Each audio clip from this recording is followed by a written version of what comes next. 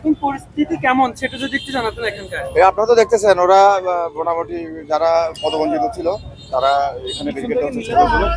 আমরা ওদেরকে বুঝিয়ে মোটামুটি এটা শান্ত করেছি। তারা তো অলরেডি আপনারা দেখতেছেন চলে গেছে এবং এখন বর্তমান যানচলাচল স্বাভাবিক আছে, কোনো ধরনের অপ্রীতিকর কোনো ঘটনা ঘটনাই।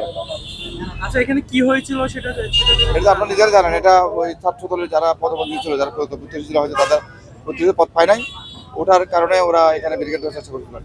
আচ্ছা, ওরা বলছে যদি এই বিষয় সমাধান না করে পরবর্তী আরো কঠোর কর্মসূচির কথা বলছে।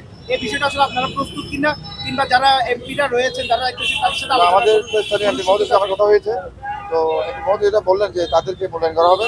এখানে যেন এটা সরকারি যেন ভাবমূর্তিপূর্ণ না হয়, এটা সবাইকে সচেতন করতে হবে এবং যারা করেছে তাদের বোঝা উচিত। তাদের কোনো না কোনোভাবে অবশ্যই এখানে যারা আছেন সংশ্লিষ্ট যারা রাজনৈতিক নেতৃত্ব আছেন তারা অবশ্যই এটা মূল্যায়ন করবেন এবং অলরেডি এমপি মহোদয় কথা বলেন। জি, ধন্যবাদ।